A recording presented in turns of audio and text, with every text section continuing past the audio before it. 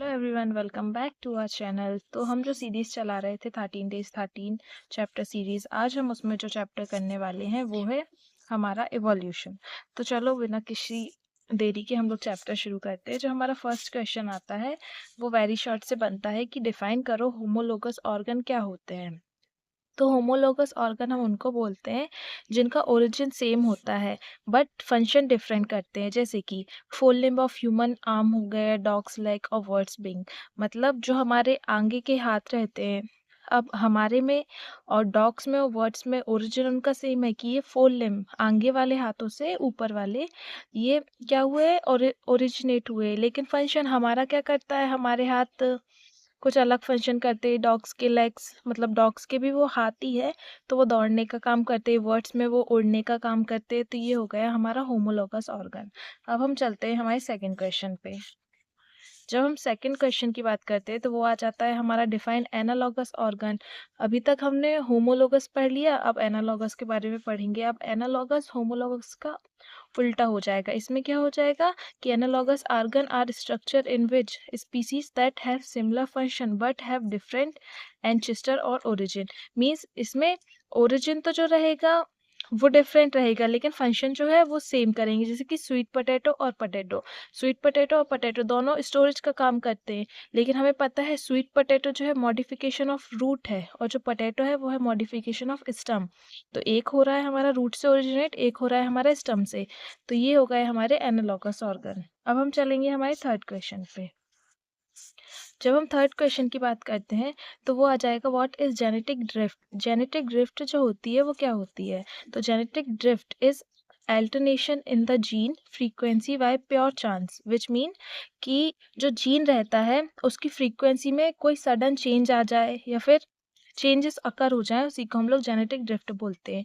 अब ये इसके की फंक्शन क्या रहते हैं कि ये जो जेनेटिक ड्रिफ्ट है ना वो हमेशा स्मॉलर पॉपुलेशन में होगी, यानी कि छोटी आबादी में होगी। ये कैसा एक सडन चेंज रहता है, मतलब एकदम से होता है, और ये थ्रो बॉटलनेक और फाउंडर इफेक्ट से होता है। बॉटलनेक इफेक्ट मैं आपको समझाती हूँ। जैसे कि आप समझो एक बॉटल है, एक उसका ढक्कन है, तो ढक्कन में से जो स्पीसीज निकल जाएंगी वो तो न्यू ओरिजिनेट कर लेंगी, लेकिन कुछ स्पीसीज जो रहेंगी वो बॉटल में, मतलब ढक्कन से पास नहीं हो पाएंगी। हो सकता है उनका साइज बड़ा होगा तो वो अंदर ही रह जाएंगी। इसी को हम लोग बोलते हैं बॉटल नेक इफेक्ट। और जो फाउंडर इफेक्ट रहता है कि सडनली एक ग्रुप, जैसे कि एक समझ लो एक किसका ग्रुप है, एक एप्पल का ग्रुप है, रेड एप्पल का ग्रुप है, और उसमें एकदम से ग्रीन एप्पल आ गया, तो इसी को हम फाउंडर इफेक्ट बोलेंगे। तो ये हो गया हमारा थर्ड क्वेश्चन। अब हम चलेंगे हमारे फोर्थ क्वेश्चन पर। जब हम फोर्थ क्वेश्चन की बात करते हैं तो वो है डिफाइन को एवोल्यूशन। कि को एवोल्यूशन क्या है, ये आप इसको बहुत अच्छे से समझना है को एवोल्यूशन को, क्योंकि आगे जाके जो चैप्टर्स हैं बायोडाइवर्सिटी इकोसिस्टम वाले उसमें भी ये काम आएगा। कोएवोल्यूशन जो रहता है a type of evolution where species evolve together each adopting in response to others adaptation like lock and key. ये जो रहता है कोएवोल्यूशन, नाम से ही समझ में आ रहा है, ऐसा इवोल्यूशन जिसमें दो स्पीसीज एक दूसरे पर इंटरडिपेंडेंट रहेंगी, उसी को हम कोएवोल्यूशन यानी कि साथ साथ इवॉल्व करेंगी। ये कैसा रहता है, ताले और चाबी की तरह रहता है।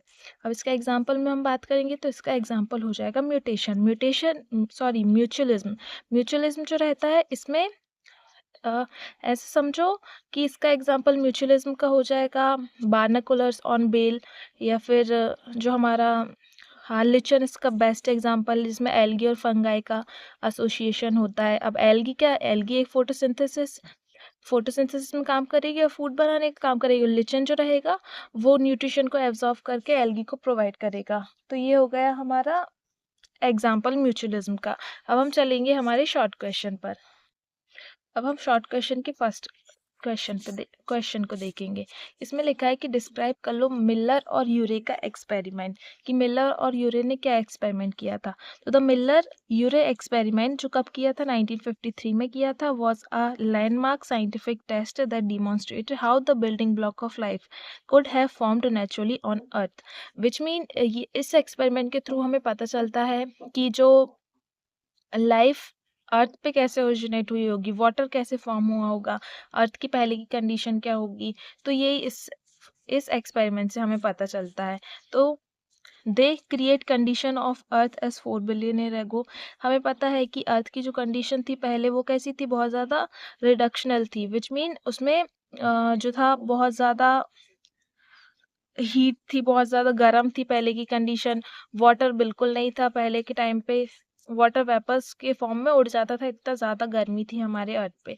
तो वैसे ही उन्होंने लैब में कंडीशन प्रिपेयर की। अब उसके लिए अब एटमॉस्फेयर बनाना था कि पहले कैसा था, तो पहले एटमॉस्फेयर में याद रखना मीथेन, अमोनिया और वाटर। हाँ, तो ये हो गई है हमारी पहले की कंडीशन कि एटमॉस्फेयर कंडीशन कैसी थी, मीथेन पाया जाता था, अमोनिया था, हाइड्रोजन गैस थी और वाटर वेपर पाए जाते थे। याद रखना, वाटर नहीं, वाटर वेपर पाए जाते थे। उसके बाद अब एनर्जी के लिए भी उन्होंने इलेक्ट्रोड लगाए थे। और ओशियन कैसे बनाए लैब में, तो उसके लिए उन्होंने क्या किया कि बॉइलिंग वाटर को का यूज़ किया, जिससे कि इवापोरेशन जो साइकिल है वो मेंटेन रहे। अब कंडेंसर यानी कि कूल करने के लिए भी कुछ करना था, तो उन्होंने कंडेंसर लगा दिया। तो ये हो गया हमारा मिलर और यूरेका एक्सपेरिमेंट, जिन्होंने लैब में जो हमारी 4 बिलियन ईयर एगो पहले अर्थ की कंडीशन थी वैसी कंडीशन तैयार की। फिर उन्होंने क्या किया कि वेपर को निकाला, फिर वेपर के जो ये सारी गैसेस थी, वेपर बना H2O का। उसके बाद क्या किया उन्होंने, उसको कंडेंस कर दिया तो कूल होके और वो पानी के फॉर्म में नीचे गिर गया। फिर जो ओशियन की बेड्स रहती है उसमें जाके वो पानी स्टोर होता गया। तो ये हो गया हमारा मिलर और यूरेका एक्सपेरिमेंट। अब जो हमारा थर्ड क्वेश्चन आता है वो आ जाएगा difference between divergent and convergent evolution. जब हम डाइवर्जेंट एवोल्यूशन की बात करते हैं तो ये जो होता है वो descend from a common ancestor, मतलब इसमें जो रहता है डाइवर्जेंट एवोल्यूशन में वो कॉमन एंसेस्टर रहते हैं, मतलब कॉमन दादा परदादा रहे होंगे। कन्वर्जेंट में जो रहेंगे वो अनरिलेटेड रहते हैं, यानी कि कॉमन नहीं रहते हैं, अलग अलग दादा परदादा रहते हैं इसमें। फिर अकर इन डिफरेंट इन्वायरमेंट और नीचेस, ये क्या होता है कि जो होता है डाइवर्जेंट एवोल्यूशन वो अलग अलग एनवायरमेंटल कंडीशन या फिर नीचेस में होता है। नीचेस ऐसा समझो कि एक एरिया रहता है जहाँ पे एक पर्टिकुलर ग्रुप रहता है और उसका उसका एटमॉस्फेयर रहता है वहाँ पे, उसी को हम नीचेस बोलते हैं। फिर सिमिलर ये क्या रहे, कन्वर्जेंट में सिमिलर एनवायरनमेंट और नीचेस में रहेगा। फिर ये क्या हो जाएगा डाइवर्जेंट में कि ये डिफरेंट ट्रेट रहेंगे, विच मीन ट्रेट कैरेक्टर समझो आप, ग्रुप ऑफ कैरेक्टर्स। तो इसमें डिफरेंट कैरेक्टर शो होते हैं अलग अलग, इसमें सिमिलर ट्रेट रहते हैं। फिर ये रिजल्ट होमोलोगस स्ट्रक्चर में आ जाएगा। होमोलोगस स्ट्रक्चर कैसे क्या रहता है, जिसकी ओरिजिन सेम हो लेकिन फंक्शन डिफरेंट अलग अलग करे। और कन्वर्जेंट में जो होगा उसका ओरिजिन तो सेम रहता है लेकिन सेम फंक्शन करते हैं, ओरिजिन डिफरेंट रहता है सेम फंक्शन करते हैं। इसमें species become more dissimilar over time, जो स्पीसीज रहती है वो एक दूसरे से और अलग अलग होती जाती है, सिमिलैरिटीज खत्म होती जाती है, और इसमें जो रहेगी जो स्पीसीज रहेगी वो मोर सिमिलर होती जाती है। तो ये हो गया हमारा difference between divergent and convergent evolution. अब हम चलेंगे हमारे थर्ड क्वेश्चन पे। जब हम थर्ड क्वेश्चन की बात करते हैं तो ये हो जाएगा describe Darwin theory of natural selection. कि Darwin theory of natural selection क्या था वो बताओ आप। तो Darwin theory of natural selection is the process by which organism with trait better situated to their environment are more likely to survive और reproduce.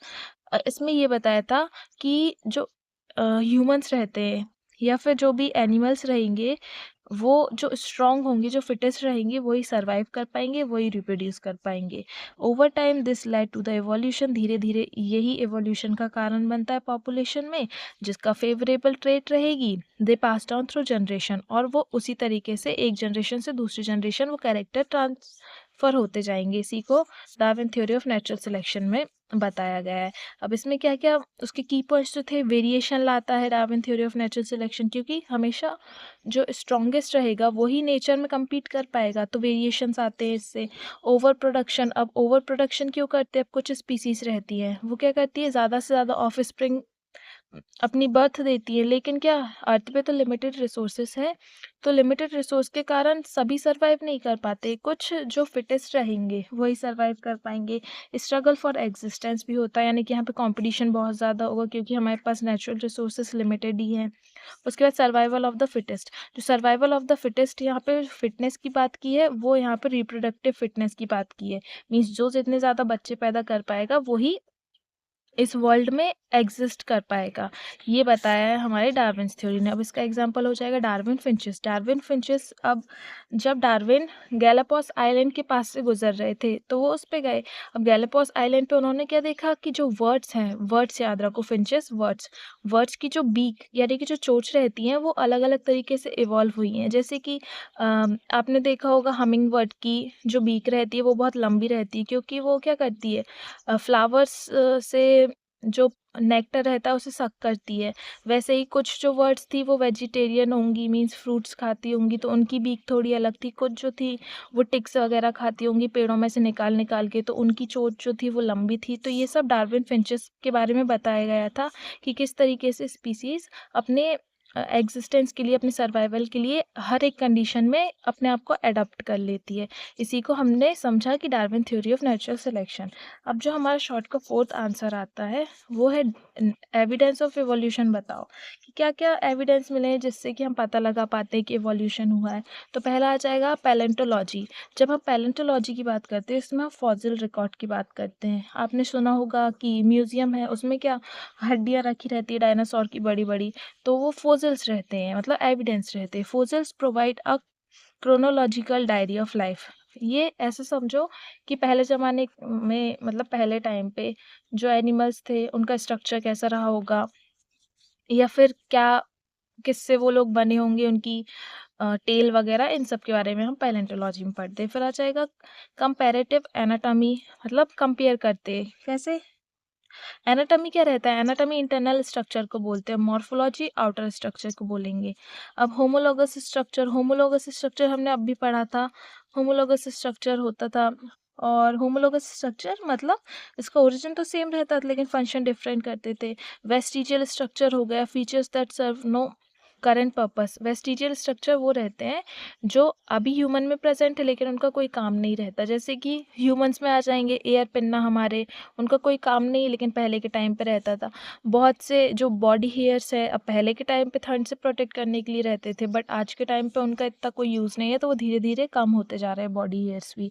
उसके बाद आ जाएगा हमारा मॉलिक्यूलर बायोलॉजी, जहाँ पे हम डीएनए और प्रोटीन के बारे में बात करते हैं। और इसमें यूनिवर्सल जेनेटिक कोड, जो मैंने आपको मॉलिक्यूलर बेसिस ऑफ इनहेरिटेंस पे बताया था, यूनिवर्सल जेनेटिक कोड, यानी कि जो कोड्स रहेंगे अमीनो एसिड के लिए, प्रोटीन के लिए, वो इंडिया में भी सेम रहेंगे, वो अफ्रीका में भी सेम रहेंगे।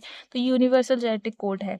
फिर बायोजियोग्राफी, बायोजियोग्राफी जो रहती है the study of the geographic distribution of plants and animal, मतलब एक स्टडी जहाँ पे हम जियोग्राफिक डिस्ट्रीब्यूशन जानते हैं प्लांट्स और एनिमल का, यानी कि कौन से एनिमल कहाँ पे रह रहे होंगे, उनकी जियोग्राफिक कंडीशन क्या रहेगी, ये इसी को हम लोग बायोजियोग्राफी बोलेंगे।